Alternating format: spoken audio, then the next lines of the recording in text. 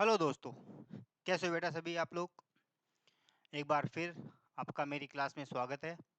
और आज जो है हम कुछ एक अलग से नया टॉपिक पढ़ने जा रहे हैं। नया टॉपिक हम स्टार्ट करने जा रहे हैं, ठीक है। तो उम्मीद करता हूँ कि आप लोग जो है मेरी क्लास को देख रहे होंगे, पढ़ रहे होंगे। और शायद आप लोगों को कुछ अलग से मिल भी रहा होगा, ठीक है ना। तो जहाँ तक मेरा ख्याल है कि अच्छा चल रहा है, मतलब अपना, है ना। तो धीरे धीरे सारे टॉपिक्स आपके ग्रामर के आपको मिलते रहेंगे।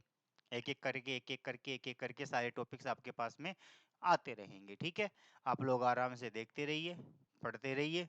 और कमेंट और लाइक शेयर करना बिल्कुल मत भूले। जो भी देखे वो कमेंट, लाइक, शेयर और सब्सक्राइब ये करना बिल्कुल भी ना भूलें, ताकि आपको अगली क्लास का नोटिफिकेशन क्या हो जाए, मिलने लग जाएगा, ठीक है। तो चलो कंटिन्यू करते हैं आज की क्लास। तो आज जो है मैं एक नया टॉपिक लेने वाला हूँ। और उस टॉपिक को जो है एसी स्टार्ट करना,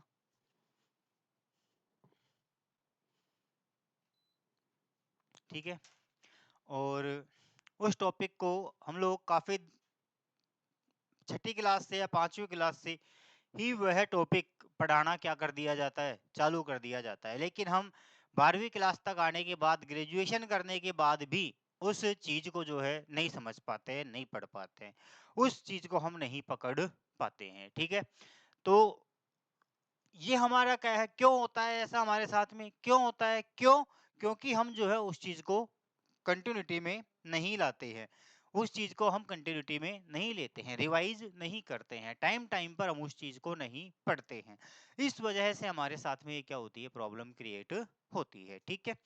तो आज जो है हम लोग एक टॉपिक पढ़ेंगे। और वो टॉपिक जो है, लोग बाग कहते हैं कि अंग्रेजी की आधारशिला है, अंग्रेजी के लिए बहुत इंपॉर्टेंट है, फलाना है, ढीका, ये वो। ऐसा कुछ भी नहीं है, ठीक है ना। अंग्रेजी का कोई भी टॉपिक एक दूसरे से कोई कनेक्टेड नहीं है। हाँ, कहीं कहीं पर किसी टॉपिक की आवश्यकता महसूस हो जाती है, बट ऐसा नहीं है कि ये टॉपिक के बिना ये अधूरा है, इसके बिना ये अधूरा है, ऐसा अंग्रेजी में बिल्कुल भी नहीं है। इंग्लिश की ग्रामर जो है वो बेटा अपने आप में ही क्या है, बिल्कुल एक अलग हटके ग्रामर है, ठीक है। इसमें जितना डूबते जाओगे, जितना जाते जाओगे, जितना देखते जाओगे, जितना पढ़ते जाओगे ना, उतना ही आपको क्या मिलता जाएगा, नया नया नया नया मिलता जाएगा, ठीक है। कुछ नहीं होता है, सारी चीजें वही ट्रेडिशनली हैं। हमारी ग्रामर जो है, ग्रामर ट्रेडिशनली ग्रामर है, और वही ट्रेडिशनल ग्रामर हम पढ़ रहे हैं। बस कुछ एक राइटर क्या करते हैं, अपना वो अलग से कंटेंट पटक देते हैं, जो ना तो कभी वो एग्जाम में आता है, ना कभी पूछा जाता है। लेकिन फालतू में स्टूडेंट को कंफ्यूज करने के लिए, फालतू में किताब के पन्ने बढ़ाने के लिए जो है वो चीजें पटक देते हैं, उटपटांग तरीके के वाक्य बना करके, ठीक है, जो कभी एग्जाम में पूछे ही नहीं जाते हैं। तो नए नए राइटर हैं, मन गढ़ंत बातें हैं, बना दिया, उसको चेंज कर दिया, उसको चेंज कर दिया, उसको चेंज कर दिया। तो ऐसा कुछ भी नहीं होता है, ठीक है। हमारे पास में जो ग्रामर के कॉन्सेप्ट पहले दिए थे राइटर्स ने, वही ग्रामर के कॉन्सेप्ट आज हैं, और वही ग्रामर के कॉन्सेप्ट इन फ्यूचर रहेंगे। आगे बात समझ में। रूल्स पढ़ते हो ना आप लोग, रूल्स वगैरह, साइंस और मैथ के रूल्स कभी नहीं बदलते। तो वैसे ही हमारे इंग्लिश के रूल्स हैं। इंग्लिश में भी जो रूल्स हैं, जो हमारे कंसेप्ट्स हैं, जो हमारे बेसिक चीजें हैं, वो कभी चेंज नहीं होती है। वो चीजें हमेशा वही रहती है, बस कुछ एक थोड़ा सा उनमें वेरिएशन आ जाता है, बाकी और कोई परिवर्तन नहीं होता है। तो आप लोगों को इस चीज पे बिल्कुल भी ध्यान नहीं देना है, ठीक है। पहली बात तो ये। दूसरी बात ये कि जैसा कि लोगों ने हल्ला बना रखा है कि यार ये टॉपिक सबसे इंपॉर्टेंट है, ये इसके बिना तो ये चलता ही नहीं है, ये नहीं है, वो नहीं, अंग्रेजी भी नहीं पढ़ पाएंगे, फलाना ढीका। ऐसा कहीं कुछ भी नहीं है, ठीक है। ऐसा कुछ भी कहीं नहीं है। तो और उस टॉपिक का नाम है, उस टॉपिक का जो नाम है बेटा, वो टॉपिक है आप लोगों का सीधा सा टेंस। कौन सा टॉपिक है? टेंस। जिसको लोग बाग क्या बताते हैं, अंग्रेजी की आधारशिला। बिल्कुल गलत है। जो भी कोई ये कहता है कि ये अंग्रेजी की आधारशिला है, इसके बिना अंग्रेजी अधूरी है, तो बिल्कुल बकवास की बात करते हैं, फालतू झूठ है, एक नंबर का यूनिवर्सल झूठ है ये, ठीक है। अंग्रेजी की आधारशिला है पार्ट्स ऑफ स्पीच। अंग्रेजी की आधारशिला क्या है? Parts of speech. ठीक है, पार्ट्स ऑफ स्पीच के बिना यहाँ तक पहुंचना बिल्कुल असंभव है। देखा जाए तो जब आप पढ़ोगे, जब आप पढ़ाने लगोगे, कभी टीचर बनोगे या कभी आप इन चीजों को देखोगे तो आप लोगों को पता चलेगा कि हाँ वाकई में यार ये चीजें हैं। ठीक है ना? तो कभी आपने कभी किसी भी ग्रामर की किताब में, किसी भी ग्रामर के अंदर पहले देखा है कि सबसे पहले टेंस का टॉपिक दिया हो? नहीं देखा ना। कोई सी भी ग्रामर की किताब उठा करके देख लेना, किसी भी राइटर की उठा करके देख लेना, कभी भी आपको पहला टॉपिक टेंस नहीं मिलेगा। टेंस का टॉपिक बाद में जाकर के मिलेगा, क्योंकि टेंस से पहले कई चीजें हैं जिनके बारे में जानना हमको बहुत जरूरी है। ठीक है ना? क्योंकि टेंस में क्या है, वाक्य बनाने पड़ते हैं, और वाक्य बनाने के लिए पहले हमको सेंटेंस पैटर्न पे जाना पड़ेगा। सेंटेंस पैटर्न पे जाने के बाद सेंटेंस के एलिमेंट्स देखने पड़ेंगे, सेंटेंस के एलिमेंट्सों की कैटेगरी देखनी पड़ेगी, उसके बाद में फिर जाकर के सेंटेंस फॉर्म होते हैं। ठीक है, तो काफी सारी चीजें होती है जो उनको लेकर के वो चीज है। तो अपने दिमाग से बिल्कुल निकाल दीजिए ये बात, बिल्कुल अपने दिमाग से बिल्कुल आउट कर दीजिए कि टेंस अंग्रेजी की आधारशिला है। ऐसा कुछ भी नहीं है। टेंस का हर क्लास के लेवल पर एक तरीका है टेंस का। ठीक है, अगर हम बात करें 8वीं या 10वीं क्लास तक, तो 10वीं क्लास तक जो है, 10th क्लास तक बच्चों को टेंस पढ़ाए जाते हैं ताकि वो क्या कर सके, कंपोजिशन कर सके, वाक्य बना सके आराम से, इजीली। इसलिए बच्चों को क्या पढ़ाए जाते हैं, टेंस पढ़ाए जाते हैं। लेकिन बच्चा इसके अकॉर्डिंग नहीं चलता है, कभी नहीं चलता है। टेंस के अकॉर्डिंग कभी वाक्य नहीं बनाता है, क्योंकि वो उन चीजों को याद ही नहीं कर पाता है, क्या है क्या नहीं है, देखता ही नहीं है, ध्यान ही नहीं देते हैं। ठीक है ना? तो पहली बात तो ये कि 10th क्लास तक पहला तो उद्देश्य क्या है, कंपोजिशन, कि वाक्य बच्चा क्या कर सके, थोड़े छोटे मोटे वाक्य बना सके। वाक्य बना करके लेटर है, निबंध है, एप्लीकेशन है, स्टोरी है, या छोटे मोटे कोई भी कंपोजिशन, क्वेश्चनों के आंसर है ना, वो क्या कर सके, लिख करके अपनी अकॉर्डिंग बना करके दे सके। इसके लिए टेंस पढ़ाए जाते हैं। पहला तो ये हो गया। दूसरा जो है वो आता है आपका फिल इन द ब्लैंक्स के रूप में आता है। फिल इन द ब्लैंक्स में आता है। आगे बात समझ में? तो ये दो, बस दो तरीके का है। लेकिन अब हमारे पास में तीसरी एक चीज और आ जाती है यहाँ पर, क्या, एरर फाइंड आउट करना। एरर के भी क्वेश्चन आ जाते हैं कई बार, है ना, टेंसों के रिलेटेड। तो टेंस के जो है तीन तरह से क्वेश्चन होते हैं। टेंस के क्या होते हैं, तीन तरह से क्वेश्चन होते हैं।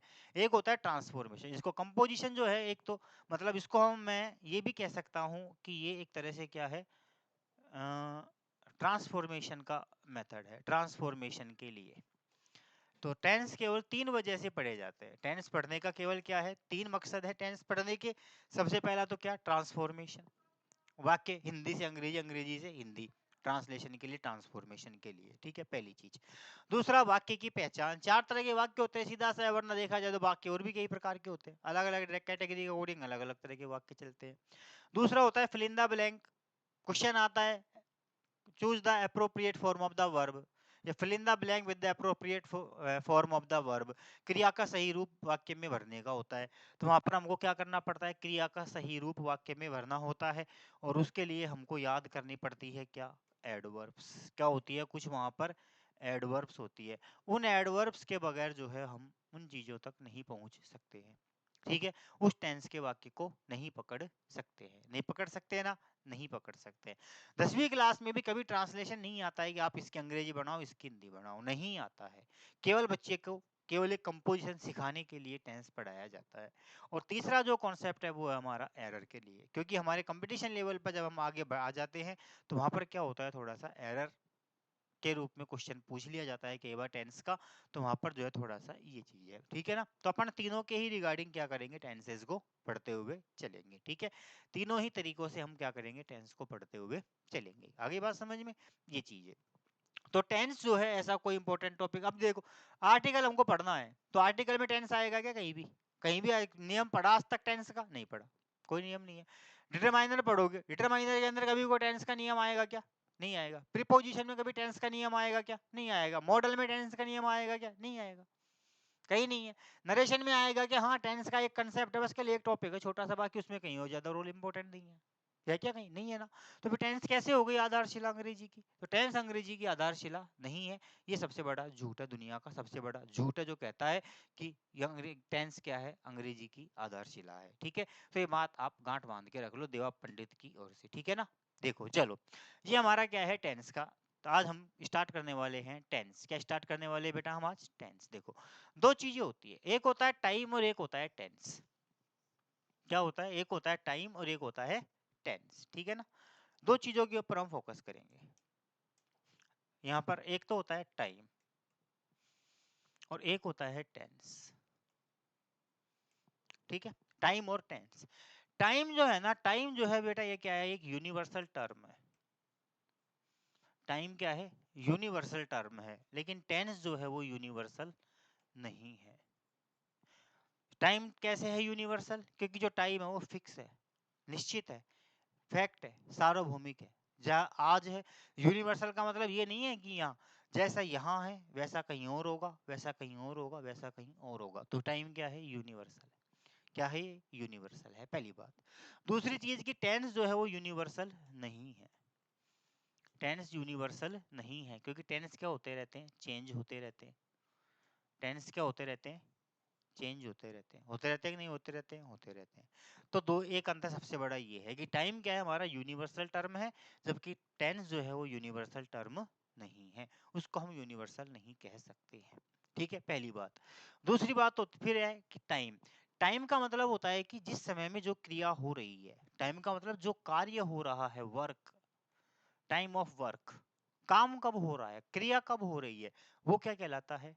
टाइम है। वो क्या होता है? टाइम। जैसे मैं कल जयपुर जाऊंगा, तो क्या है? कल। ये क्या है? टाइम। क्रिया कब हो रही है? कल हो रही है। लेकिन कह कब रहा हूं? आज कह रहा हूं, तो क्या है ये?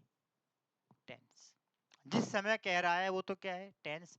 और जब के बारे में कह रहा है वो क्या है? टाइम। तो दो चीज ध्यान रखना, टाइम और टेंस एक ही चीज नहीं है। टाइम और टेंस क्या है? दोनों अलग कॉन्सेप्ट है। टाइम और टेंस दोनों क्या है? अलग कॉन्सेप्ट है। ठीक है, तो टाइम तो क्या है कि जो हम बताते हैं कल, परसों या बीते हुए कल की बात, किसी भी समय की बात जो हम बताते हैं वो तो क्या होता है? टाइम होता है। और जिस समय पर हम कह रहे हैं, जैसे मैं अभी कह रहा हूं, तो ये क्या हो गया हमारा? टेंस हो गया। वो क्या होगा? हमारा टेंस होगा। मैं प्रेजेंट में बात कर सकता हूँ, प्रेजेंट में पास्ट की कोई घटना बता सकता हूँ, तो प्रेजेंट टेंस के अंदर मैंने किस समय की बात की? पास्ट की बात की कि नहीं की ना। प्रेजेंट के पास्ट के अंदर, अर्थात कल मैंने कोई बात कही गई होगी, तो कल कही, कब कही? पास्ट में कही। और वो किसके बारे में? आज के लिए कहा, तो टाइम कब का था? आज का था। कही तो मैंने कब? कल, लेकिन काम कब हुआ? आज हुआ। तो वर्क, काम, एक्शन कब हो रहा है? जो एक्शन हो रहा है वो क्या होता है? हमारा टाइम। और जिस समय कर्ता कह रहा है, जिस समय वो बात कह रहा है, वो क्या होता है? हमारा टेंस। वो क्या होता है? हमारा टेंस। तो टाइम और टेंस में ये क्या होता है? बेसिक अंतर होता है, डिफरेंस होता है। आगे बात समझ में? पहली चीज। ठीक है, क्लियर? ये हो गया आपका। अब इसके बाद हम बात करते हैं टेंसों के बारे में कि टेंस जो है वो कितने प्रकार के होते हैं। ठीक है, देखो टेंस के बारे में। टेंस, तो टेंस जो है सीधा सा है, आप लोग सभी जानते हो कि टेंस कितने प्रकार के होते हैं? तीन प्रकार के। कितने प्रकार के होते हैं बेटा? तीन प्रकार के। टेंस तीन प्रकार के हैं। पहला कौन सा है? Present tense. Present tense. दूसरा हमारा जो है वो कौन सा आएगा? Past tense. और तीसरा जो आएगा वो आएगा हमारा कौन सा? Future tense. ठीक है, तीन टेंस है हमारे पास में, प्रेजेंट टेंस, पास्ट टेंस और future tense. Present tense, past tense और फ्यूचर टेंस। धीरे धीरे फ्यूचर टेंस का रोल अंग्रेजी से क्या हो रहा है? खत्म होता जा रहा है। ठीक है ना, क्योंकि इसके कई रीजंस हैं। ठीक है ना, तो वो यहाँ पर बताने की इतनी कोई आवश्यकता नहीं है, फिर भी कोई दो रीजन मैं आपको बता देता हूँ। कि पहली बात तो ये कि प्रेजेंट में और पास्ट में एक्शन डेफिनेटली होता है, क्रिया डेफिनेटली होती है। कब? प्रेजेंट में और पास्ट में। लेकिन फ्यूचर में एक्शन के होने की कोई प्रोबेबिलिटी नहीं है, होगी या नहीं होगी। ठीक है, जैसे कहा जाए कि कल प्रधानमंत्री दिल्ली आएंगे, रातों दिल का दौरा पड़ गया, तो कहां से आएंगे? काम हुआ क्या? नहीं हुआ। नहीं हुआ ना काम, तो क्या है? संभावना है, हो भी सकता है और नहीं भी हो सकता है। लेकिन यहाँ इन दोनों कंडीशन में क्या है? एक्शन डेफिनेटली होता ही होता है, लेकिन यहाँ पर एक्शन के होने की केवल क्या होती है, संभावना होती है। एक्शन पूरी तरह कंप्लीट होने की कोई चांसेस नहीं होते हैं। ठीक है, पहला कारण तो ये। दूसरा कारण कि यहाँ पर आता है केवल विल और शैल, दो हेल्पिंग वर्ब है मेन यहाँ पर, केवल विल और शैल। और आजकल आपने देखा होगा कि कॉमा लगा करके डबल एल लिखा हुआ मिलेगा आपको, है ना। अब चाहे इसको तुम विल पढ़ो, चाहे इसको तुम शैल पढ़ो, चाहे इसको तुम विल पढ़ो, चाहे इसको तुम शैल पढ़ो, तुम्हारी मर्जी है, कोई फिक्स नहीं है यहाँ पर ये विल है या शैल है। टेंस में चले जाओगे तो अलग तरीके से आएगा, मॉडल में पढ़ोगे तो अलग तरीके से आएगा। तो विल और शैल को क्या है, मॉडल वर्ब के रूप में डाल दिया गया है। यहाँ पर बी फॉर्म की जगह यहाँ पर जो हेल्पिंग वर्ब आती है वो क्या कहलाती है, बी फॉर्म कहलाती है। क्या कहलाती है वो, बी वर्ब कहलाती है। प्रेजेंट और पास्ट में जो हेल्पिंग वर्ब्स आती है वो क्या होती है, बी वर्ब्स होती है। लेकिन फ्यूचर के अंदर जो हेल्पिंग वर्ब आती है ना, वो बी वर्ब ना होकर के क्या होती है, मॉडल वर्ब होती है। क्या होती है वो, मॉडल वर्ब होती है। ठीक है, तो कई चीजें हैं जिस वजह से फ्यूचर टेंस धीरे धीरे क्या हो रहा है, यहाँ से हटाया जा रहा है। तो केवल तीन ही टेंस रहे, दो ही रह जाएंगे अपने निकट भविष्य में, प्रेजेंट और पास्ट। ठीक है, चलो प्रेजेंट टेंस। प्रेजेंट टेंस का मतलब क्या होता है बेटा, प्रेजेंट टेंस का मतलब होता है वर्तमान काल। प्रेजेंट टेंस का मतलब क्या होता है, वर्तमान। हेडिंग डाल देंगे, हमारा टॉपिक है टेंस यानी काल। ठीक है, प्रेजेंट टेंस यानी वर्तमान काल। पास्ट का मतलब क्या होता है, भूतकाल। पास्ट का मतलब क्या होता है, भूतकाल।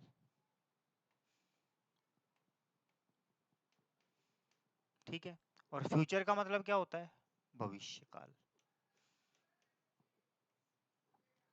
होता है कि नहीं होता है। हिंदी में हम देखते हैं टेंसों का अलग तरीके से चलता है।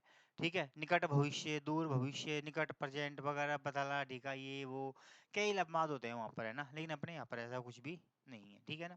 फिर दूसरा कारण क्या होता है कि फ्यूचर टेंस के है ना कुछ कार्य हैं जिनको हम आजकल प्रेजेंट फ्यूचर के कार्यों को किसमें दर्शाते देते हैं, प्रेजेंट से शो कर देते हैं। किससे शो कर देते हैं, प्रेजेंट से शो कर देते हैं। ठीक है, भविष्य में कोई काम निश्चित रूप से होना ही होना है तो वो किस में चला जाएगा, प्रेजेंट में चला जाता है। वो किस में चला जाता है, प्रेजेंट में चला जाता है। तो वहाँ फ्यूचर को लिखने की आवश्यकता महसूस नहीं होती है। ठीक है, तो ये कई चीजें हैं।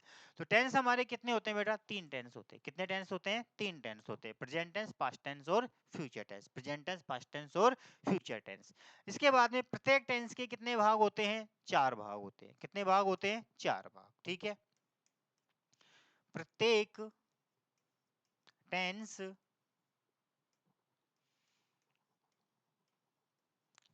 के चार पार्ट होते हैं। प्रेजेंट टेंस के चार पार्ट होते हैं। ठीक है, जानते हो ना आप लोग, सभी लोग। पहला कौन सा होता है हमारा, इंडेफिनेट। पहला कौन सा आता है बेटा, इंडेफिनेट। दूसरा जो होता है बेटा वो कौन सा आता है, कॉन्टिन्यूअस। तीसरा जो होता है वो बेटा कौन सा आता है, परफेक्ट। और चौथा जो होता है वो कौन सा आता है, परफेक्ट कॉन्टिन्यूअस। Perfect continuous. ठीक है, क्लियर। क्या होता है, परफेक्ट कॉन्टिन्यूअस। ठीक है ना। अब देखो इंडेफिनेट, इंडेफिनेट को जो है कहा जाता है अपूर्ण काल। क्या कहा जाता है बेटा, अपूर्ण। ठीक है, कंटिन्यूअस को कहा जाता है जारी। क्या कहा जाता है, जारी। परफेक्ट को कहा जाता है पूर्ण। क्या कहा जाता है बेटा, पूर्ण। और परफेक्ट कंटिन्यूअस को कहा जाता है पूर्ण जारी। क्या कहा जाता है, पूर्ण जारी। ठीक है, इनडेफिनेट का मतलब अनिश्चित, अपूर्ण। अनिश्चित इसलिए है, जैसे नाम में ही है इनडेफिनेट, मतलब अनिश्चित।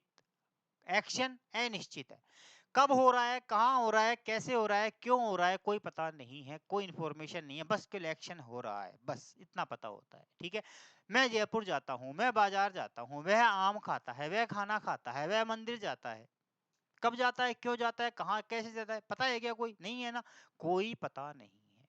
तो जब किसी कार्य के बारे में पूर्ण जानकारी नहीं हो कि वो कब हो रहा है और कब नहीं हो रहा है, तो वो टेंस किस में जाएगा, हमारा इंडेफिनेट में जाएगा। किस में जाएगा बेटा, वो इंडेफिनेट में जाएगा। ठीक है, अगला होता है कंटिन्यूअस। कंटिन्यूअस का मतलब होता है जारी, अर्थात कहने के समय तक कार्य क्या रहे, जारी रहे, कहने के समय तक।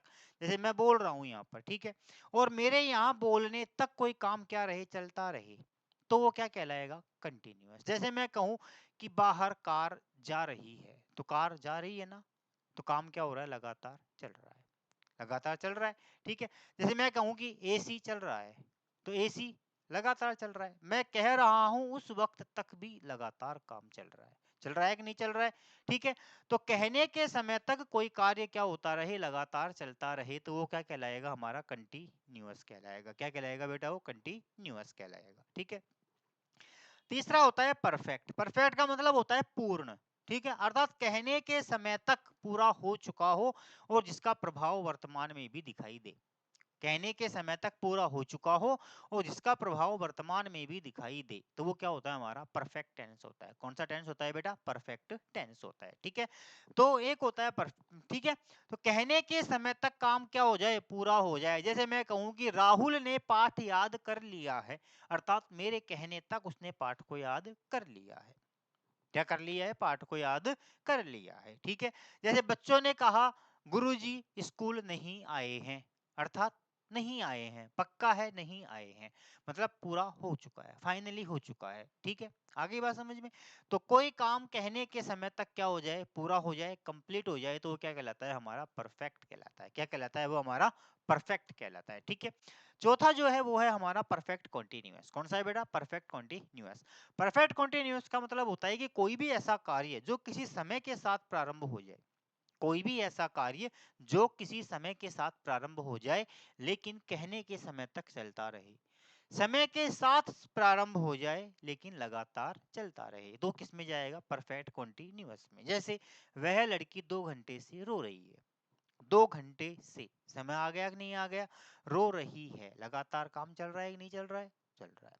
5 साल से सड़क का काम चल रहा है, तो 5 साल समय आ गया कि नहीं आ गया, तो समय से काम प्रारंभ हो गया लेकिन कहने के समय तक लगातार चल रहा है। 5 साल से सड़क का काम चल रहा है मतलब 5 साल हो गई, समय बता दिया, और चल रहा है मतलब लगातार जारी है, तो समय भी हो और काम लगातार चलता रहे। तो किसी समय के साथ कोई काम प्रारंभ हो जाए और वो लगातार चलता रहे, तो वो हमारा क्या कहलाता है, परफेक्ट कॉन्टिन्यूअस कहलाता है। क्या कहलाता है बेटा, परफेक्ट कॉन्टिन्यूअस कहलाता है। आ गई बात समझ में। तो ये हमारे 3 टेंस, 3 प्रकार के टेंस होते हैं, present tense, past tense, future tense. Present का मतलब वर्तमान जो हमारे सामने है, जैसे मैं तुम्हारे सामने वर्तमान में पढ़ा रहा हूं, यहाँ खड़ा हुआ हूं, तो ये क्या है, तुम्हारा प्रेजेंट है। क्या है, ये तुम्हारा प्रेजेंट है। और मेरा भी, मैं कैमरे के सामने इस टाइम खड़ा हूं, तो ये क्या है, मेरा प्रेजेंट है। क्या है, ये मेरा प्रेजेंट है। यहां से पहले तुम खेल रहे थे, शाम को क्रिकेट खेला होगा, फुटबॉल खेली होगी, वॉलीबॉल खेला होगा, घूमने गए होंगे, कहीं भी गए होंगे, वो क्या था, आपका पास्ट था। यहां से पहले जो काम किया वो आपका क्या हो गया, पास्ट हो गया। अब यहां के बाद तुम जो काम करोगे वो क्या होगा, फ्यूचर होगा, ठीक है ना। वर्ब भी जो हमारे सामने है, जो समक्ष है, जो हमारी आंखों के सामने मौजूद है, जो हम प्रेजेंट में फील कर रहे हैं, देख रहे हैं, महसूस कर रहे हैं, जो भी कर रहे हैं, वो हमारा क्या है, प्रेजेंट है। जो गुजर चुका, चला गया, गया गया, बीत गया, वो क्या है, पास्ट है। वो क्या है, पास्ट है। लेकिन जो आने वाला है, जो कभी किसी ने देखा ही नहीं है, देखा है कभी किसी ने, आने वाला है, फ्यूचर, मतलब जो आने वाला है, जो अभी आया ही नहीं है, आने में समय अभी बाकी है, जो कभी किसी ने नहीं देखा। फ्यूचर देखा है किसी ने, देखा है क्या किसी ने, किसी ने कोई फ्यूचर नहीं देखा। फ्यूचर के बारे में कोई नहीं कह सकता फ्यूचर में क्या होगा और क्या नहीं होगा, तो वो क्या होगा, हमारा फ्यूचर, ठीक है। प्रेजेंट को आदमी देखता है, पास्ट को आदमी देखता है, लेकिन फ्यूचर को आदमी नहीं देखता है, फ्यूचर को कोई नहीं देख सकता है। तो वर्तमान जो हमारे सामने है क्या होगा, प्रेजेंट होगा। वर्तमान हमारे सामने है, क्या होगा, प्रेजेंट होगा। जो बीत गया, चला गया, वो क्या होगा, पास्ट होगा। और जो किसी ने नहीं देखा, आने वाला है, जो क्या होगा, फ्यूचर होगा। क्या होगा, वो फ्यूचर होगा। फिर तीनों के 4 भाग है, इंडेफिनेट, कंटिन्यूअस, परफेक्ट और परफेक्ट कंटिन्यूअस। कितने हो गए, 4 भाग हो गए। तो इस प्रकार हमारे कुल टेंस कितने हो जाते हैं बेटा, 12। कितने हो जाते हैं, 12। कितने टेंस हो गए बेटा हमारे, 12। इस प्रकार, इस प्रकार कुल टेंस कितने होते हैं? 12 होते हैं। कितने होते हैं बेटा? 12 होते हैं। ठीक है, पहली बात। 3 टेंस, जैसे समझ लो एक आदमी, ठीक है, एक आदमी, उसके 3 बेटे, उसके कितने बेटे? 3 बेटे। अब उन तीनों के भी 4-4 बेटे, उन तीनों के भी 4-4 बेटे, तो कितने हो गए टोटल? कितने हो गए? 12 हो गए कि नहीं हो गए? हो गए ना। ये मेन तो वो टेंस, ये तो मेन है ही है, परिवार का मुखिया, ये तो मेन है ही है, तो इसको तो गिनना ही नहीं है हमको। लेकिन अब इसके आगे के जो हैं, इसके जो नीचे हैं, इसके 3 बेटे, 1 2 3 बेटे, तो 3 तो ये खुद ही हो गए। अब इन तीनों के भी ये 4-4 बेटे, तो 4 तिये 12, कितने हो गए टोटल? 12 हो गए। कितने हो गए बेटे टोटल? 12 हो गए। ठीक है, तो इस तरह कितने टेंस हो गए? 12 टेंस होते हैं। कितने टेंस होते हैं बेटा हमारे? 12 है टेंस होते हैं। ठीक है, सबसे पहले हम बात करते हैं प्रेजेंट इंडेफिनिट टेंस की। ठीक है, तो आज सबसे पहले हम पढ़ेंगे नंबर 1 पर present indefinite tense. Present indefinite tense. ठीक है बेटी। प्यारे दोस्तों, मेरे मित्रों, मेरे सखाओं, क्या कहूँ मैं आप लोगों से, क्या कहूँ, कुछ नहीं, पढ़ते रहो, मुस्कुराते रहो, बस यही है। सबसे पहले आती है इसकी पहचान। क्या आती है बेटा? पहचान। ठीक है, इसके बाद में आती है इसके अंदर मेन वर्ब, डिपेंड करती है सब्जेक्ट के ऊपर, और उसके बाद में आती है इसकी हेल्पिंग वर्ब। हेल्पिंग वर्ब, या जिसको हम कह सकते हैं सहायक क्रिया। क्या होती है? Helping verb. ठीक है, अब देखो क्या क्या है, क्या क्या नहीं है। ठीक है, देखो पहचान क्या होगी इसकी बेटा? हिंदी वाक्यों के अंत में, ये लोग कहते हैं ना ताहे ती है ते हैं, ये नहीं होता है। क्या होगा? हिंदी वाक्यों के अंत में ता है, ती है, ते हैं, ता हूं, आते हैं। ठीक है, जैसे जाता है, खाता है, पीती है, सोती है, आता हूँ, पढ़ता हूँ, कूदता हूँ, खेलता हूँ। ठीक है, ये चीजें। ठीक है, मेन वर्ब जो है बेटा यहाँ पर 2 क्रियाएं चलती है। कितनी होती है? 2 होती है। या तो आएगी क्रिया की फर्स्ट फॉर्म, या उसमें फर्स्ट फॉर्म में क्या जोड़ेंगे? एस या ईएस। ठीक है, 2 अकॉर्डिंग टू सब्जेक्ट, कर्ताओं के अनुसार डिपेंड करता है। जैसा कर्ता होगा वैसी क्या आएगी? क्रिया आएगी। ठीक है ना, जैसा कर्ता होगा वैसी ही क्या होगी? क्रिया होगी। कर्ता आप सब जानते हो, subject, he she it name I we you, ये सारे क्या होते हैं? कर्ता होते हैं। ठीक है, 2 प्रकार के कर्ता होते हैं, सिंगुलर और प्लूरल। कितने प्रकार के कर्ता होते हैं? 2 प्रकार के। इसी प्रकार क्रिया भी कितनी होती है? सिंगुलर और प्लूरल। That's it. 2 प्रकार के कर्ता, 2 प्रकार की क्रिया, singular subject, singular verb, plural subject, plural verb. That's it, कहानी खत्म। यही टेंस है, और क्या है? कुछ नहीं है। खामा डरते हो यार। ठीक है, अब देखो सब्जेक्ट अगर हमारा क्या हो? ही, शी, इट, नेम, या कोई भी एक वचन संज्ञा आए, तो वहां पर हमें क्या करना है? क्रिया की फर्स्ट फॉर्म में एस या ईएस जोड़ना है। लेकिन अगर हमारे पास में कर्ता के रूप में आ जाए क्या? आई, वी, यू, दे, या प्लूरल नंबर, तो फिर वहां पर केवल क्रिया की क्या आएगी? First form. क्या आएगी? First form. तो इसे कहते हैं सिंगुलर वर्ब, और इसे कहते हैं प्लूरल वर्ब।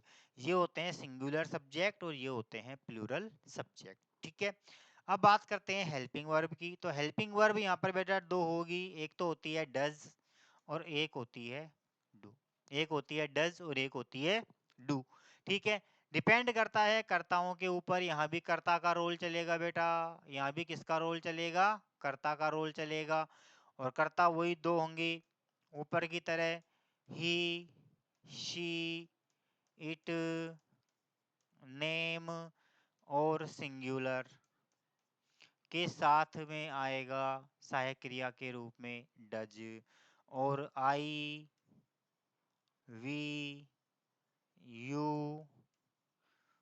दे और प्लूरल नंबर के साथ में आएगा डू।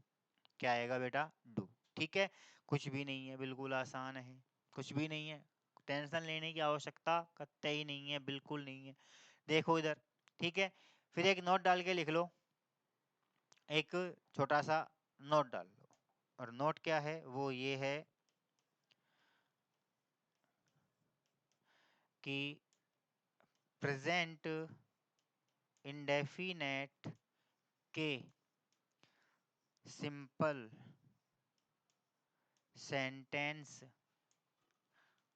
में हेल्पिंग वर्ब का प्रयोग नहीं होता। हेल्पिंग वर्ब का प्रयोग नहीं होता। That's it. ठीक है, प्रेजेंट इंडेफिनेट बात कर रहे हैं किसकी, प्रेजेंट इंडेफिनेट की। किसकी बात कर रहे हैं, प्रेजेंट इंडेफिनेट। ठीक है, और प्रेजेंट इंडेफिनेट के अंदर क्या है, सबसे पहले पहचान क्या है, सबसे पहले पहचान। तो पहचान क्या है बेटा, हिंदी वाक्यों के अंत में ता है, हिंदी वाक्यों के अंत में ता है, ती है, ते है, ताहू आते हैं। ठीक है, अगर ये साउंड वाक्य के एंड में आते हैं तो वाक्य कौन सा होगा, प्रेजेंट का इंडेफिनेट। ये हमारे 10वीं क्लास के बच्चों के लिए, जब उनको क्या बनाना हो, हिंदी से अंग्रेजी में बनाना हो। जैसे कोई डेली रूटीन के ऊपर निबंध आ गया, तो डेली रूटीन के ऊपर निबंध किस में चलेगा, प्रेजेंट में चलेगा। किस में चलेगा, प्रेजेंट। सुबह 6 बजे उठता हूँ, मैं उसके बाद फिर ये करता हूँ, मैं उसके बाद वहाँ जाता हूँ, फिर उसके बाद स्कूल जाता हूँ, स्कूल से आता हूँ, तो प्रेजेंट में चलेगा सारा की सारा। होगा कि नहीं होगा। मान लो कोई पास्ट की घटना आ गई तो किस में चलेगी, पास्ट में चलेगी। किस में चलेगी, पास्ट में। तो वहां पर कंपोजिशन के लिए वहां पर आपको देखना है क्या बनाना है और क्या नहीं बनाना है। ठीक है, प्रैक्टिस करवाऊंगा मैं आप लोगों को, टेंशन मत लो, बिल्कुल भी हिंदी से अंग्रेजी की प्रैक्टिस भी करवाऊंगा आप लोगों को, पैराग्राफ बनवाऊंगा आप लोगों से। ठीक है, मेन वर्ब मुख्य क्रिया की बात करें, मेन वर्ब का मतलब मुख्य क्रिया। मेन वर्ब का मतलब क्या होता है, मुख्य क्रिया।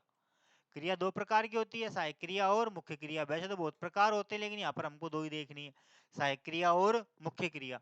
तो मुख्य क्रिया क्या होगी, या तो वर्ब की फर्स्ट फॉर्म आएगी, या उसमें क्या जोड़ेंगे, एस या ईएस जोड़ेंगे, या उसमें क्या जोड़ेंगे, एस या ईएस जोड़ेंगे। ठीक है, अब ये डिपेंड करता है कर्ता के ऊपर। जैसा कर्ता होगा वैसी क्या आएगी, क्रिया आएगी। जैसा कर्ता होगा वैसी क्या आएगी, क्रिया आएगी। अब कर्ता दो प्रकार के होते हैं, सिंगुलर और प्लूरल। तो वर्ब भी कितने प्रकार की होती है, दो प्रकार की होती है, सिंगुलर और प्लूरल। ठीक है, सिंगुलर सब्जेक्ट के साथ सिंगुलर वर्ब, प्लूरल सब्जेक्ट के साथ प्लूरल वर्ब। एक वचन कर्ता के साथ एक वचन क्रिया, बहुवचन कर्ता के साथ बहुवचन की क्रिया। ठीक है, तो ये सारे हमारे कैसे हैं, सिंगुलर सब्जेक्ट है, एक वचन करता है। ही, शी, इट, नेम और एक वचन संज्ञा कोई भी आ जाए, जैसे गाय, मोहन, सोहन, कुछ भी आ जाए ना, तो वो क्या होगी, एक वचन संज्ञा। तो एक वचन संज्ञा के साथ में एक वचन कर्ता के साथ क्या लगेगा, फर्स्ट फॉर्म में एस या ईएस लगेगा। क्या लगेगा, फर्स्ट फॉर्म में एस या ईएस। आई, वी, यू, दे बहुवचन की बात करें तो क्या लगेगी, केवल वर्ब की फर्स्ट फॉर्म आएगी और कुछ नहीं आएगा। ठीक है, एस ईएस नहीं जोड़ना है। हेल्पिंग वर्ब की अगर बात की जाए तो या तो डज आएगा या डू आएगा। हेल्पिंग वर्ब क्या होगी, या तो डज होगी या डू होगी। अब दो हेल्पिंग वर्ब है, इसका मतलब कर्ता भी दो और क्रिया भी दो। हो गया बंटवारा, हो गया कि नहीं हो गया। वही एक वचन और बहुवचन। एक वचन इसी इतने में एक वचन के साथ में क्या लगाना है, डज का प्रयोग करना है। किसका प्रयोग करना है, डज का। और आई, वी, यू, दे बहुवचन के साथ में किसका प्रयोग करना है, डू का। किसका प्रयोग करना है, डू का प्रयोग करना है। लेकिन कंडीशन बता दी मैंने कि नोट क्या है, प्रेजेंट इंडेफिनेट के सिंपल सेंटेंस में, प्रेजेंट इंडेफिनेट के सिंपल सेंटेंस में हेल्पिंग वर्ब नहीं आती है। किसमें, सिंपल सेंटेंस में। किसमें बेटा, सिंपल सेंटेंस में, केवल सिंपल में, बाकी सब में हेल्पिंग वर्ब आएगी। ठीक है, ये हमारा क्या है, प्रेजेंट इंडेफिनेट का इंट्रोडक्शन। ठीक है, आ गई बात समझ में, बोलो। क्लियर है? स्क्रीनशॉट लेना चाहो तो स्क्रीनशॉट ले लो, वरना टेलीग्राम चैनल ज्वाइन कर लेना, वहां पर आपको पीडीएफ मिल जाएगी। ठीक है, टेलीग्राम चैनल जो नीचे दिया गया लिंक है उसमें टेलीग्राम का, तो टेलीग्राम का जो है चैनल वो ज्वाइन कर लेना, वहां पर आपको टॉपिक की पीडीएफ अवेलेबल हो जाएगी। ठीक है बेटा, तो ये आपका प्रेजेंट इंडेफिनिट टेंस। क्लियर? चलो आगे बढ़ते हैं। अब इसके बाद में आता है इसमें वाक्य, सेंटेंस। अब टेंस है तो टेंस में क्या होंगे? वाक्य भी होंगे। टेंस में क्या होंगे? वाक्य भी होंगे। तो पूरे टेंसों के अंदर केवल 4 प्रकार के वाक्य हमको पढ़ने हैं। कितने प्रकार के वाक्य पढ़ने हैं? केवल 4 प्रकार के वाक्य पढ़ने हैं। और इन चारों प्रकार के वाक्यों में केवल 2 ही चीजों में वेरिएशन आएगा, हेल्पिंग वर्ब में और मेन वर्ब में, और कहीं कोई वेरिएशन नहीं आएगा। ठीक है, कर्ता एक ही होगा, कर्म एक ही होगा, कोई दिक्कत नहीं है, कोई प्रॉब्लम नहीं है, कर्ता कर्म से हमको कोई लेना देना नहीं है। बस जहां क्रिया चेंज हो गई, सहायक क्रिया चेंज हो गई, वहीं टेंस बदल गया। तो हमको मतलब है केवल किससे? हेल्पिंग वर्ब से और मेन वर्ब से। किससे मतलब है? हेल्पिंग वर्ब से और मेन वर्ब से। और तीसरा जो हमको मतलब है सबसे इंपॉर्टेंट, वो है एडवर्ब से, क्योंकि एडवर्ब ही हमको सहायता करेगी पहचानने में कि टेंस कौन सा है और कौन सा नहीं है। आगे बात समझ में? ये है। तो सबसे पहले बात करते हैं हम सेंटेंस की, सेंटेंसेस, सेंटेंस पैटर्न। ठीक है, सेंटेंस पैटर्न। तो देखो बेटा, सीधा सा है कि टेंस, टेंसेज के अनुसार, टेंसेज के अनुसार, टेंसेज के अनुसार बता रहा हूं मैं, अनुसार, सेंटेंस, टेंसेज के अनुसार सेंटेंस 4 प्रकार के होते हैं। कितने प्रकार के होते हैं? 4 प्रकार के होते हैं। ठीक है, टेंसेज के अनुसार बताया है मैंने, सभी प्रकार से नहीं, केवल टेंसों के अनुसार होते हैं 4 प्रकार के। अदरवाइज तो 6 प्रकार के भी होते हैं, 3 प्रकार के भी होते हैं। अगर भाव के आधार पर जाएं तो 6 प्रकार के होते हैं, और फॉर्मेशन के आधार पर जाएं तो वहां पर 3 प्रकार के होते हैं। ठीक है, तो अलग अलग कैटेगरी के अकॉर्डिंग अलग अलग तरह के क्या होते हैं? सेंटेंसेज होते हैं। लेकिन हम बात कर रहे हैं टेंस की, तो टेंसों के अनुसार वाक्य कितने प्रकार के होते हैं? 4 प्रकार के। कितने प्रकार के होते हैं? 4 प्रकार के। ठीक है, अब वो 4 प्रकार कौन कौन से हैं बेटा? सबसे पहला है हमारा सिंपल सेंटेंस। सबसे पहला कौन सा आता है हमारा? Simple sentence. और सिंपल सेंटेंस का जो स्ट्रक्चर होता है वो क्या होता है बेटा? Simple sentence. चलो, इसके बाद में जो है दूसरा आता है हमारा नेगेटिव सेंटेंस। कौन सा होता है? Negative sentence. नेगेटिव सेंटेंस के बाद में जो तीसरा आता है वो आता है बेटा इंटेरोगेटिव सेंटेंस। Interrogative sentence. और चौथे नंबर पर जो आता है वो आता है इंटेरोगेटिव नेगेटिव सेंटेंस। ठीक है, ये 4 प्रकार के हमारे क्या होते हैं? वाक्य होते हैं। ठीक है, कितने प्रकार के हो गए बेटा? 4 प्रकार के हो गए। ठीक है, सिंपल सेंटेंस यानी साधारण वाक्य। साधारण वाक्य का मतलब वह वाक्य जिसमें कर्ता से शुरू हो, फुल स्टॉप पर समाप्त हो। कर्ता से शुरू हो, फुल स्टॉप पर समाप्त हो, लेकिन बीच में कोई नानुकर ना हो, अर्थात कोई कर्ता के द्वारा कार्य का बोध हो कि हाँ वाक्य में कार्य हुआ है, तो वो कैसा होगा? सिंपल सेंटेंस होगा। कैसा होगा वो? सिंपल सेंटेंस होगा। ठीक है, सेंटेंस की क्लास ले लूंगा एक दिन में, तो उसमें से आपको सारे प्रकार के सेंटेंसों का मैं लिखा दूंगा कि कौन सा सेंटेंस को कैसे पहचाने जाए। ठीक है, तो सेंटेंस की एक अलग से मैं आपकी क्लास लगा दूंगा एक दिन। सिंपल सेंटेंस, तो सिंपल सेंटेंस का जो प्रेजेंट इंडेफिनिट के अंदर जो सिंपल सेंटेंस होगा उसको कैसे बनाएंगे? सबसे पहले होगा सब्जेक्ट, उसके बाद में आएगी मेन वर्ब, या तो फर्स्ट फॉर्म आएगी या फर्स्ट फॉर्म में क्या जोड़ेंगे? एस या ईएस। ठीक है, हेल्पिंग वर्ब नहीं आएगी, मैंने नोट डलवा के लिखवाया था, लिखवाया ना कि प्रेजेंट इंडेफिनिट के सिंपल सेंटेंस में हेल्पिंग वर्ब नहीं आएगी, तो यहाँ पर हेल्पिंग वर्ब सिंपल सेंटेंस में नहीं आएगी। इसके बाद में आ जाएगा क्या? ऑब्जेक्ट अगर दिया है तो, और इसके बाद में आ जाएंगे अदर वर्ड्स। ठीक है, सिंपल सेंटेंस का ये स्ट्रक्चर होगा। सबसे पहले कर्ता, उसके बाद में क्रिया, मुख्य क्रिया, कर्ता के अनुसार अगर एक वचन करता है तो एस, बहुवचन करता है तो फर्स्ट फॉर्म। ठीक है, नेगेटिव सेंटेंस, अब यहाँ से हेल्पिंग वर्ब का रोल चालू हो जाएगा। यहाँ हेल्पिंग वर्ब हमारी काम में आएगी। ठीक है, देखो सब्जेक्ट तो होगा ही होगा, सब्जेक्ट के तुरंत बाद क्या लगेगी, हेल्पिंग वर्ब, और हेल्पिंग वर्ब के तुरंत बाद क्या आ जाएगा, नॉट, और उसके बाद में वर्ब की आएगी केवल फर्स्ट फॉर्म। यहाँ एस नहीं जोड़ना है। क्यों नहीं जोड़ना है, देखो क्यों नहीं जोड़ना है, क्योंकि यहाँ पर डू में क्या जुड़ा हुआ है, ईएस जुड़ा हुआ है। डू में क्या जुड़ा हुआ है, ईएस जुड़ा हुआ है, इसलिए हमको वहां पर एस या ईएस लगाने की आवश्यकता नहीं है, क्योंकि हेल्पिंग वर्ब ऑलरेडी क्या ले रही है, ईएस ले रही है। हेल्पिंग वर्ब ऑलरेडी क्या ले रही है, ईएस ले रही है। ठीक है, तो वर्ब की क्या आएगी, केवल फर्स्ट फॉर्म आएगी, उसके बाद में ऑब्जेक्ट आएगा, और उसके बाद में अदर वर्ब, जो भी अदर होंगे वो आ जाएंगे। ठीक है, उसके बाद में जो भी कुछ होगा वो सारा आ जाएगा।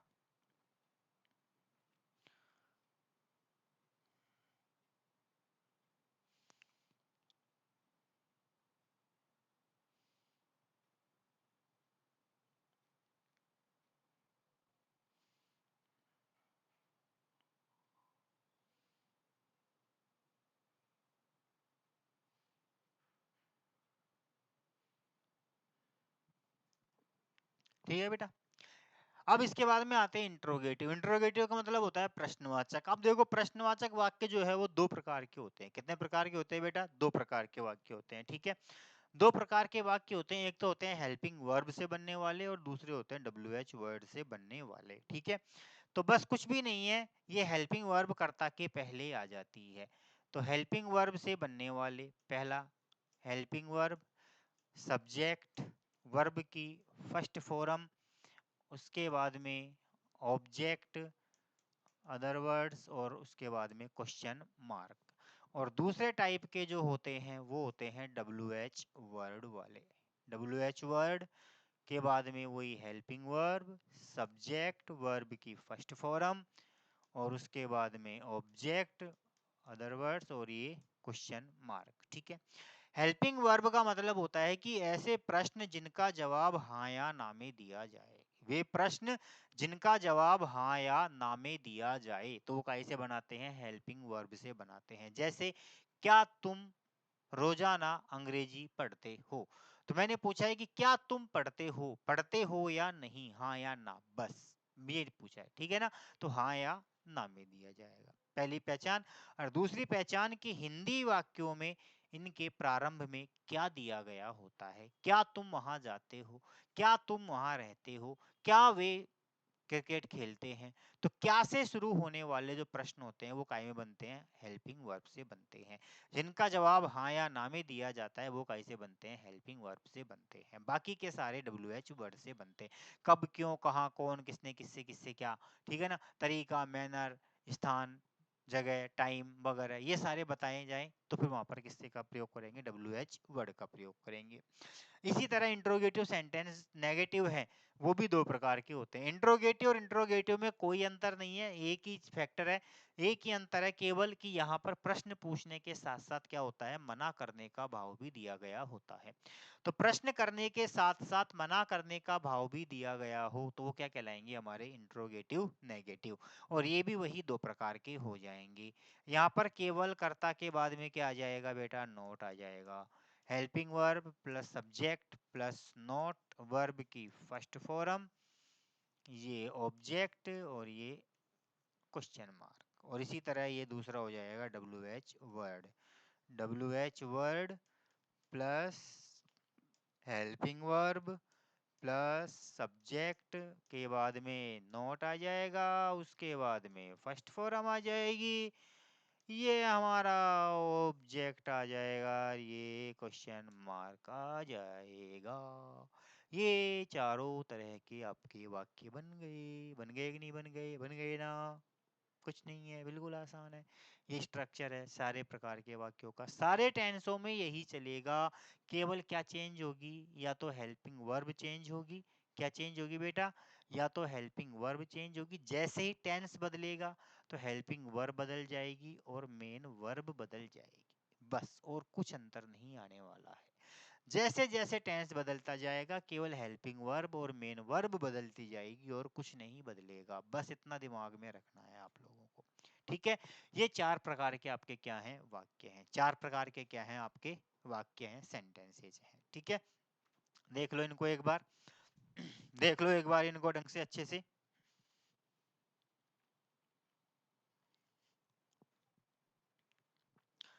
ठीक है, चलो अब देखो मैं एक बार आपको वाक्य बनाना बता देता हूँ। ठीक है, कैसे बनाते हैं वाक्य, फिर इसके बाद हम डायरेक्ट आएंगे जैसे क्वेश्चन आता है।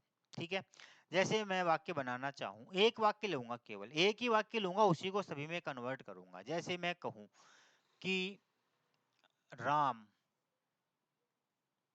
रोजाना, राम रोजाना एक सेव खाता है। राम रोजाना एक सेव खाता है। कैसा वाक्य है बेटा, कैसा वाक्य है, सिंपल है ना। क्यों है सिंपल, क्योंकि कर्ता से शुरू हो रहा है, फुल स्टॉप पर समाप्त हो रहा है। किस पर समाप्त हो रहा है, फुल स्टॉप पर समाप्त हो रहा है। ठीक है, कर्ता से शुरू, फुल स्टॉप पर समाप्त, बीच में कोई नानुकर नहीं, मतलब सिंपल सेंटेंस है। कैसा है, सिंपल सेंटेंस। और सिंपल सेंटेंस का स्ट्रक्चर मैंने आपको बताया, क्या सब्जेक्ट आएगा, उसके बाद फर्स्ट मेन वर्ब आएगी, ये आएगा। ये हमारा सिंपल सेंटेंस का स्ट्रक्चर है ना, सिंपल का। चलो तो बना दो इसके अनुसार, बना दो। सबसे पहले कर्ता कौन है, हमारा सब्जेक्ट, सब्जेक्ट कौन है। अब इसी के मैं चलो लिख देता हूँ पहला वाक्य। ठीक है, इसी को मैंने जैसे दूसरा कर्ता बदल दिया कि वे रोजाना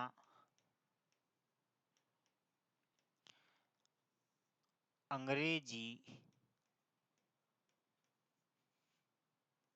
नहीं पढ़ते हैं, नहीं पढ़ते हैं, वे रोजाना अंग्रेजी नहीं पढ़ते हैं, पहला। अब इसी को मैं इंटरोगेटिव में ले जाऊं, क्या राम रोजाना, क्या राम रोजाना एक सेव खाता है। प्रश्न बन गया ना इसी का, कुछ नहीं किया, एक सेव खाता है, ये प्रश्नवाचक चिन्ह। अब इसी को WH वर्ड में बना दूं। ठीक है, इसी को मैं WH वर्ड में ले जाऊं कि वे अंग्रेजी, वे अंग्रेजी क्यों नहीं पढ़ते हैं, अंग्रेजी क्यों नहीं, सॉरी क्यों नहीं, नहीं अंग्रेजी मैंने इसको बना दिया, हाँ कब पढ़ते हैं, कब पढ़ते हैं, प्रश्नवाचक। ठीक है, इसी का हम दूसरा सेंटेंस, अगला सेंटेंस ले लें, एक पांचवा सेंटेंस इंट्रोगेटिव नेगेटिव का, कोई सा भी ले लेते हैं। जैसे किसका ले बताओ, कोई भी ले लेते हैं, चलो देखो। हाँ, गुरुजी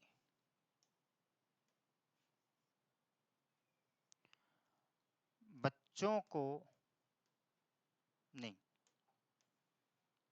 गुरुजी प्रत्येक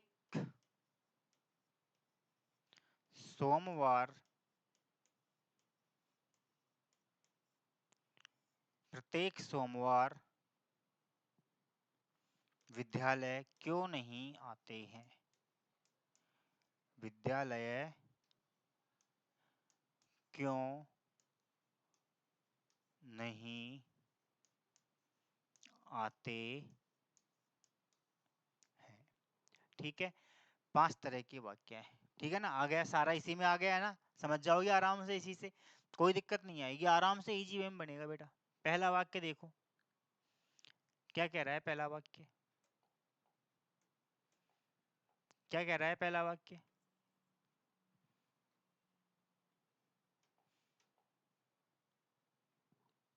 क्या कह रहा है, पहला वाक्य राम रोजाना एक सेव खाता है, राम रोजाना एक सेव खाता है। तो यहाँ पर काम कर्ता का मतलब सब्जेक्ट, सब्जेक्ट होता है कि नहीं होता है, तो यहाँ पर क्या चलेगा, सब्जेक्ट, सॉरी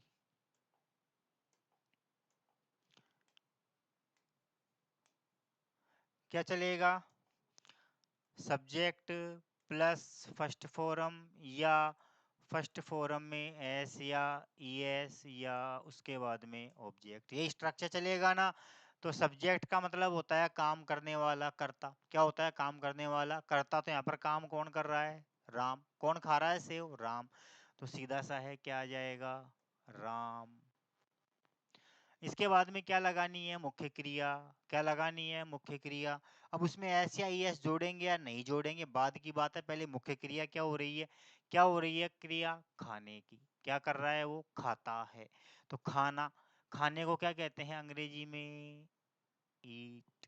क्या, ईट। अब देखो अगर कर्ता एक वचन है तो एस ई एस जोड़ेंगे, एक वचन नहीं है तो एस ई एस नहीं जोड़ेंगे। राम एक वचन है ना, नाम आ रहा है ना, सिंगुलर नंबर है ना, तो क्या होगा, एस ई एस जुड़ जाएगा। राम ईट्स। अब क्या खाता है, एक सेव, एन एप्पल, एन एप्पल। रोजाना क्या बचा अदर वर्ड में, रोजाना को क्या कहते हैं, डेली। बताओ कहाँ दिक्कत है, नो प्रॉब्लम, बन गया इजीली सेंटेंस। कहाँ प्रॉब्लम आएगी, आएगी कोई प्रॉब्लम नहीं आएगी, ठीक है। कंपटीशन वाले जो स्टूडेंट्स हैं उनके कई बार ट्रांसफॉर्मेशन के वाक्य आ जाते हैं, जैसे एलडीसी वगैरह का हुआ, आरपीएससी सेकंड ग्रेड में हिंदी से अंग्रेजी बनाने वाले वाक्य पूछ लिए जाते हैं ट्रांसफॉर्मेशन के, ठीक है। सीईटी का एग्जाम देने वाले जो स्टूडेंट, सीईटी में भी क्या होता है, ट्रांसफॉर्मेशन के सेंटेंस पूछे जाते हैं, तो ये वहां पर थोड़ा सा काम आने की बात है, ठीक है। अब आ जाओ दूसरा, वे रोजाना अंग्रेजी नहीं पढ़ते हैं। तो वे रोजाना अंग्रेजी नहीं पढ़ते हैं तो क्या है, हेल्पिंग वर्ब और मेन वर्ब के बीच में नोट। सबसे पहले कर्ता कौन है बेटा, कर्ता वे, और वे को क्या कहते हैं, दे। क्या कहते हैं, दे। दे कैसा करता है, बहुवचन करता। कैसा करता है, बहुवचन करता। तो बहुवचन कर्ता के साथ में सहायक क्रिया क्या आएगी, देखो आई वी यू दे के साथ में क्या आ रहा है, डू आ रहा है। क्या आ रहा है, डू आ रहा है। क्या आ रहा है बेटा, डू आ रहा है। तो क्या आ जाएगा यहाँ पर, डू। नकारात्मक है इसलिए सहायक क्रिया के बाद में नॉट, डू नॉट। क्रिया क्या हो रही है, पढ़ना, सबसे दुनिया का भारी काम। तो क्या आएगा, केवल क्रिया की फर्स्ट फॉर्म लगानी है। डू डज के साथ हमेशा वर्ब की फर्स्ट फॉर्म आएगी, ठीक है। यहां पर मैं लिख देता हूं, डू डज के साथ हमेशा वर्ब की फर्स्ट फॉर्म का प्रयोग होगा, का प्रयोग, हटे न, प्रयोग होगा, ठीक है। तो डू डज जहां भी आए वहां केवल क्रिया की फर्स्ट फॉर्म लगानी है। क्या लगानी है, क्रिया की फर्स्ट फॉर्म लगानी है। रीड, क्या नहीं पढ़ते हैं, अंग्रेजी, इंग्लिश। वही रोजाना, डेली। ये लो, माता फोड़ी, खत्म। खत्म ना, खत्म ना। अब आ जाइए, क्या राम रोजाना सेव खाता है। क्या राम सेव खाता है, या तो हाँ या ना, या तो खाता है या नहीं खाता है। पहली बात हाँ या ना में जवाब देना है। दूसरा मैंने बताया था कि हिंदी वाक्य के प्रश्न वाक्यों में शुरू में क्या आ जाता है, क्या। तो ये वाक्य कैसे बनते हैं? हेल्पिंग वर्ब से बनते हैं। कैसे बनते हैं? हेल्पिंग वर्ब से। तो ये हेल्पिंग वर्ब उठ करके कहाँ आ जाएगी? कर्ता के पहले। तो सबसे पहले कर्ता कौन है हमारा बेटा? राम। क्या है? राम। और राम के साथ में सहायक क्रिया क्या लगाएंगे? डज। राम। इसके बाद क्रिया की क्या बताई? फर्स्ट फॉर्म आएगी राम। क्रिया क्या हो रही है? वही खाना। ईट। क्या खाता है? एक सेव एन एप्पल। कुछ चेंज हुआ क्या? बताओ, कुछ चेंज हो रहा है क्या? कुछ चेंज नहीं हो रहा है, वही चीजें हैं। तो ये मैं आपको समझाने के लिए बता रहा हूँ कि पूरे टेंसों के अंदर अगर केवल चेंज होगा तो वो क्या होगा? केवल क्रिया और मुख्य क्रिया बदलेगी और कुछ चेंज नहीं होना है। ठीक है, ये चीज है। अब देखो, क्या वे अंग्रेजी कब पढ़ते हैं? अब यहाँ पर वाक्य के शुरू में आ रहा था क्या, और हाँ में नहाया ना में जवाब देना था, इसलिए काय से बनाया? हेल्पिंग वर्ब से। लेकिन अब यहाँ पर वाक्य के बीच में प्रश्न शब्द आ रहा है। कब? पहली नियम, ठीक है। जब हिंदी वाक्य के बीच में प्रश्न शब्द आए तो उसे WH वर्ड से बनाना है। दूसरा, कि जब किसी प्रश्न के जवाब में संज्ञा, सर्वनाम, विशेषण, क्रिया विशेषण इत्यादि को भाव बताया जाए तो वहां पर वो WH वर्ड से बनाए जाएंगे। बस कुछ नहीं करना है, हेल्पिंग वर्ब के पहले WH वर्ड लगा देना है। अब देखो, कर्ता कौन है हमारा? वे। बहुवचन कर्ता, तो बहुवचन के साथ में सहायक क्रिया क्या हो जाएगी? डू। डू के बाद कर्ता कौन है हमारा? They. Do. They. Sorry sorry sorry sorry, WH से बनाना था, हेल्पिंग वर्ब से बना दिया। देखो क्या आ रहा है? कब। तो कब को अंग्रेजी में क्या कहते हैं? वहन। क्या कहते हैं? वहन। इसके बाद में सहायक क्रिया दे के साथ में डू, और कर्ता दे। क्रिया क्या हो रही है? पढ़ना। तो पढ़ने के लिए वही है हमारा रीड। क्या पढ़ते हैं? अंग्रेजी, इंग्लिश। ये प्रश्नवाचक चिन्ह। बताओ क्या दिक्कत आई? कर्ता के सहायक क्रिया के पहले WH आ गया, WH से बन गया। WH को हटा दो तो हेल्पिंग वर्ब से बन जाएगा। बस इतना सा अंतर है। आया कोई प्रॉब्लम? ठीक है, अगला वाक्य देखते हैं, लास्ट। अगला क्या चाहता है? कुछ नहीं चाहता है बेचारा, सीधा साधा है। प्रश्न के साथ नोट आ गया। देखो, प्रश्न भी पूछ रहा है क्यों, और नहीं भी आ रहा है। अर्थात प्रश्न भी पूछा जा रहा है, मना करने का भाव भी आ रहा है। तो प्रश्न पूछने के साथ साथ नहीं आ जाए तो वाक्य कैसा होगा? Interrogative negative. कैसा होगा? Interrogative negative.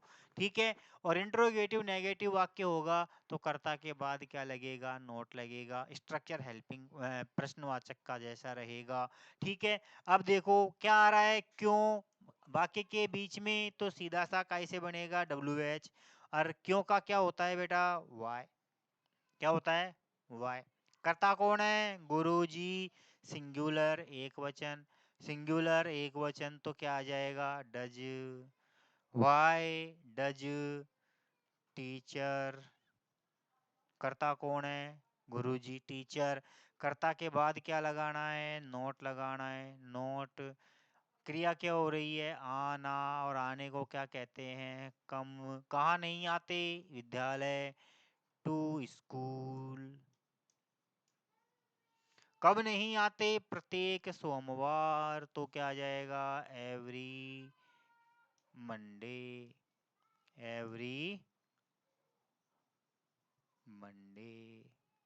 ये लो बेटा, ये आपके चारों पांचों तरह के क्या हो गए? वाक्य हो गए। क्लियर? बताओ कोई दिक्कत? बस यही है टेंसों में, और क्या है? कुछ नहीं है, बिल्कुल आसान है टेंस, कुछ नहीं है, बिल्कुल आसान है। ठीक है ना? ये देख लो, ये ट्रांसफॉर्मेशन हर तरह से कराता चला जाऊंगा, टेंशन मत लो, टेंस को मैं आराम से पढ़ाऊंगा, कोई दिक्कत नहीं है। ठीक है, ये आप लोगों का क्या हो गया? टेंस का वाक्य निर्माण हो गया। ये तो हो गया हमारा 10वीं लेवल तक का मैटर कंप्लीट। क्लियर? अब आते हैं हम आगे के लेवल पर, और आगे के लेवल पर आने के लिए आपको करना पड़ेगा क्या? इंतजार। क्या करना पड़ेगा बेटा? इंतजार करना पड़ेगा, क्योंकि अब बात करेंगे अगली क्लास में। अगली क्लास में हम पढ़ेंगे uses of present indefinite tense, कि प्रेजेंट इंडेफिनिट टेंस का प्रयोग कहाँ कहाँ किया जाता है। कैसे किया जाता है, तो वो सारे नियम सब हमारे आगे आने वाले हैं। ठीक है, तो ये जो था बेसिक। अब बढ़ेंगे हम एडवांस की ओर। हमारा कॉन्सेप्ट क्या है, बेसिक टू एडवांस। क्या है, बेसिक टू एडवांस। तो ये तो था हमारा क्या, बेसिक। अब चलेंगे हम कहाँ, एडवांस पर। कहाँ चलेंगे, एडवांस पर। ठीक है, तो ये आपका टेंस का मैंने आज स्टार्ट किया। उम्मीद करता हूँ आपको अच्छे से समझ में आया होगा। पूरी उम्मीद है मुझे, आप लोगों ने देखा भी होगा, पढ़ा होगा, समझा होगा। पहले भी टेंस आपने पढ़े हुए हैं, यहाँ भी टेंस आप पढ़ रहे हो, कोई दिक्कत नहीं है। वेरी गुड, बहुत अच्छी बात है। पढ़ते रहिए, देखते रहिए, समझते रहिए, वाक्य बनाना सीखते रहिए और डेली प्रयास करते रहिए। Practice makes a man perfect. अभ्यास व्यक्ति को पूर्ण बनाता है। तो डेली प्रैक्टिस करने की अपनी आदत डाल लीजिए। ठीक है, तो इसी शुभकामनाओं के साथ मिलते हैं अगली क्लास में। अगली क्लास में कुछ नए चीजों के साथ में। तब तक के लिए देखते रहिए टीच लाइन चैनल। ठीक है।